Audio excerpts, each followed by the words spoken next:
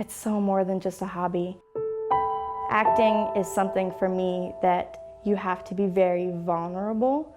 You have to be willing to be raw, and you have to be willing to dig inside yourself, because it's all coming from circumstances you've gone through or that you have to be able to relate to. Acting is truth. And without truth in our lives, we wouldn't be living authentically. I mean, I think that's what theater is. And that's what differentiates it between a hobby and an actual career path, because it requires such truth and such understanding. I think that's what differentiates it. It makes it just something more than, oh, it's something I do on the side. You know, it's a way to live for me.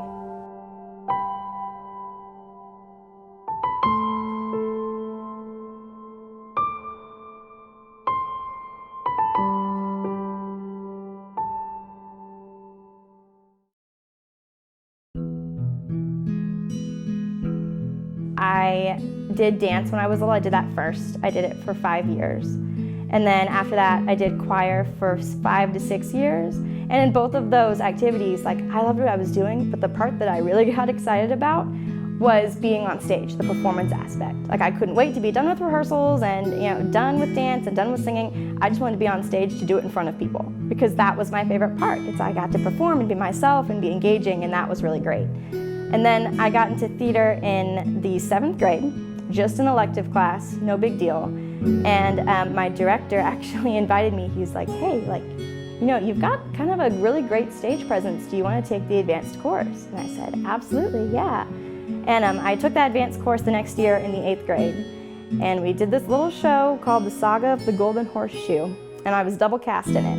And I was like, well, you know, a lead would have been really cool, but it's my first show, and, you know, what can you expect?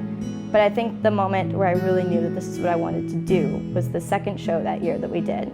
It was our one-act play competition piece, and it was called The Miracle Worker. It's the story of Helen Keller, and I was cast as Helen Keller. She's a deaf mute, and so it was blind and deaf. It was super difficult, and I was really nervous about it, but my director really walked me through it. And the opening night performance, my director you know, came up to me and said he got tears in his eyes watching me on stage. And at that moment, I was like, you know, this is something I can really pursue, and this is kind of what I want to do for the rest of my life. I want responses like that. And I think that's when I really knew, and I've never looked back. Never. Okay, Nicolette or Kishore or somebody, I value all of your opinion. What do you think? Yeah? Does that look like that's how that's supposed to look?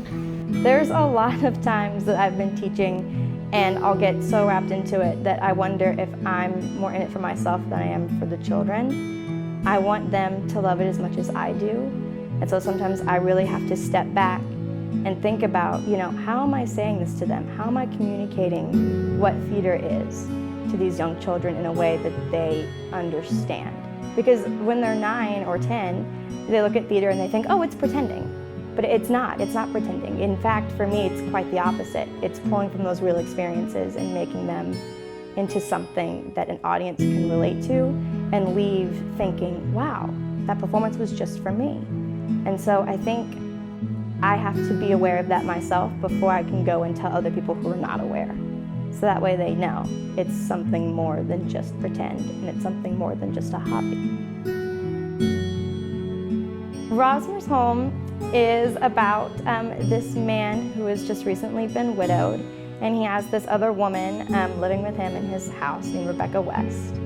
And I think it's a play for him about deterioration and kind of how he's going downhill and how he's coping with personal loss and how that's affecting his life and the lives around him.